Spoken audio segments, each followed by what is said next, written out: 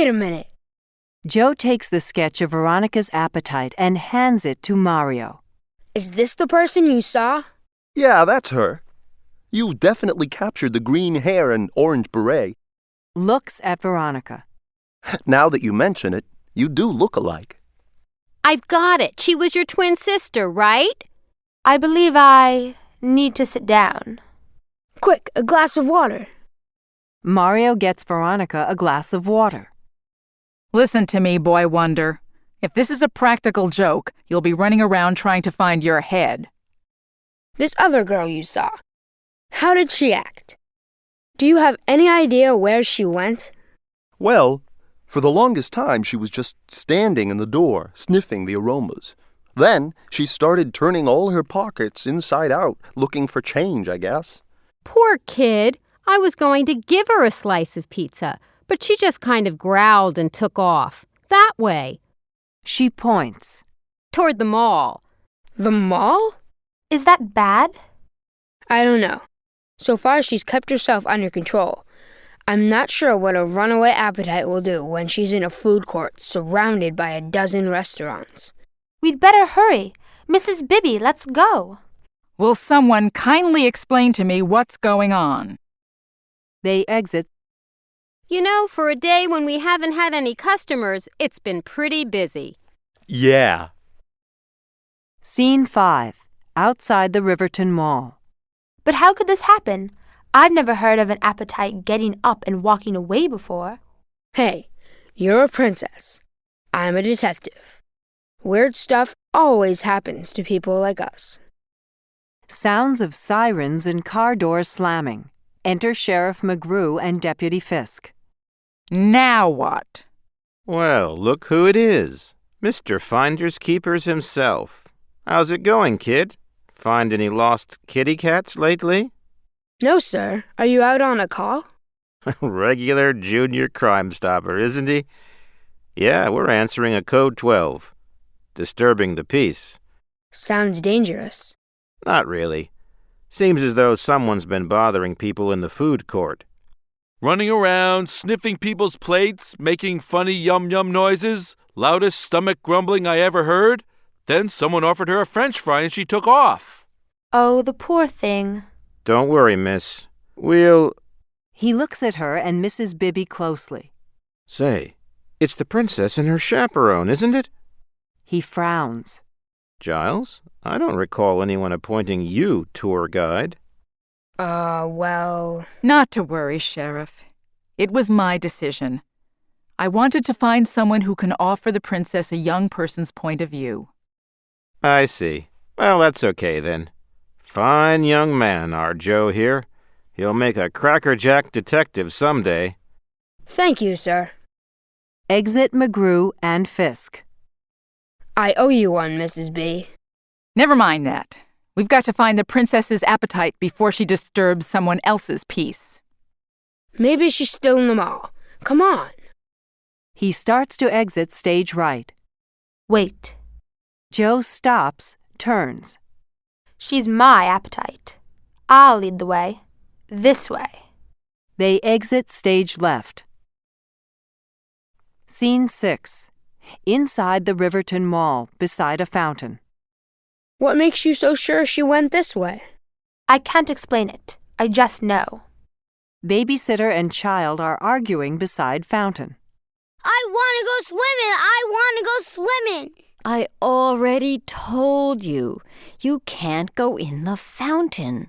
No fair! That girl got to go in! That was a no-no. Remember how the security man ran after her? It sounds like your appetite was here, all right. Maybe she was trying to cool off a little. Now where? That's easy. Follow the wet sneaker prints. Veronica runs off stage left, unnoticed by Joe.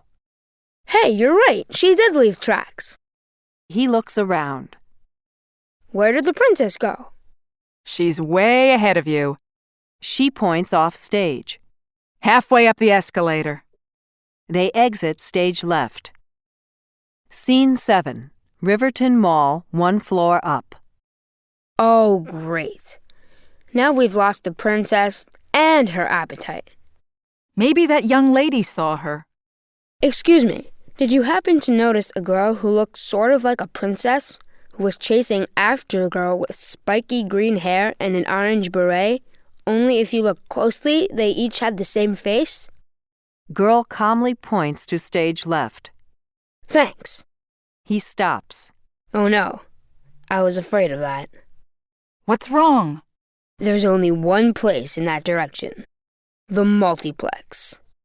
The princess and her appetite could be in any one of 6 different movies. Well, Mr. Giles, you're the detective. Which movie do you think they went to? Let's see. He reads off the marquee.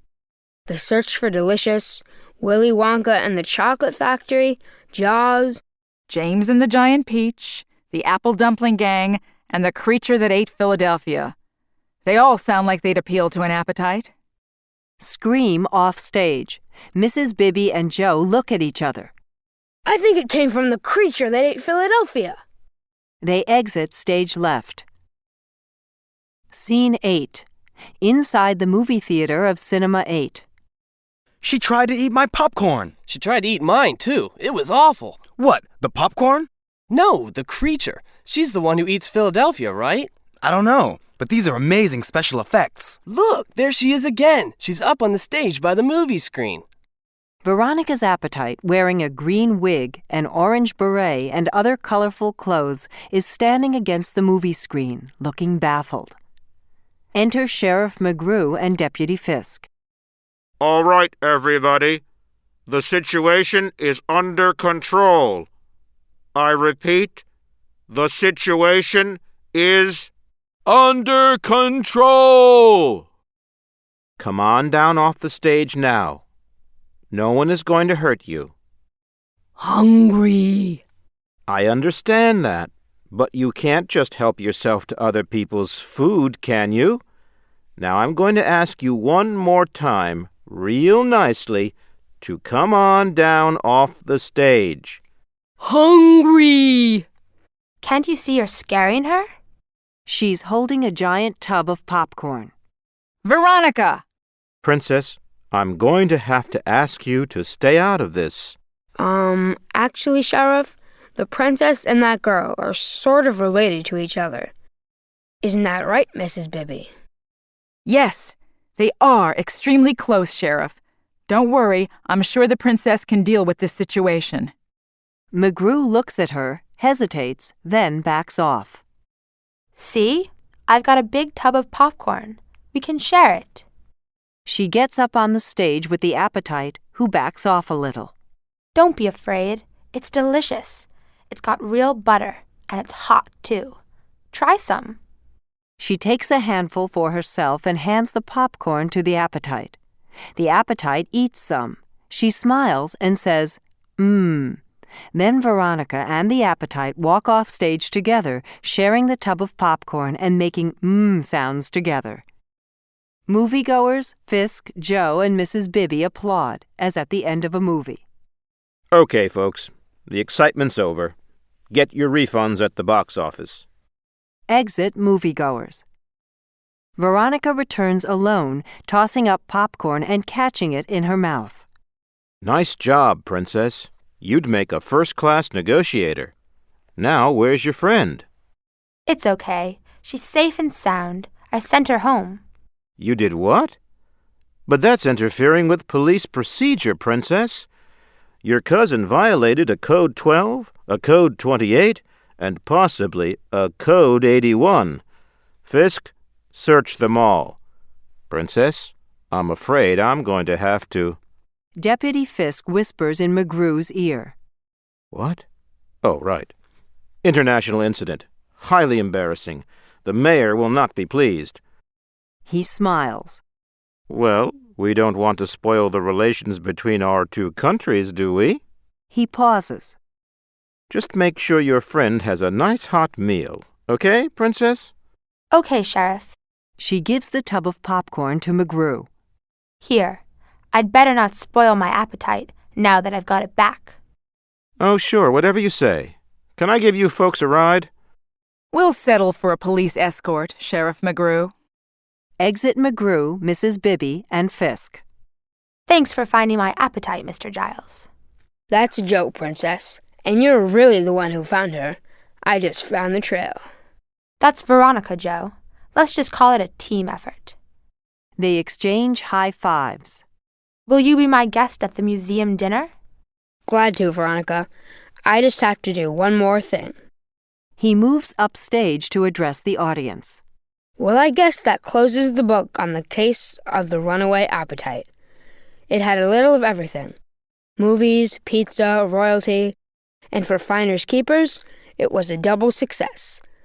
Not only did I find an appetite, I found a friend. Let's go, Joe. I'm starved. Okay. Exit Veronica and Joe.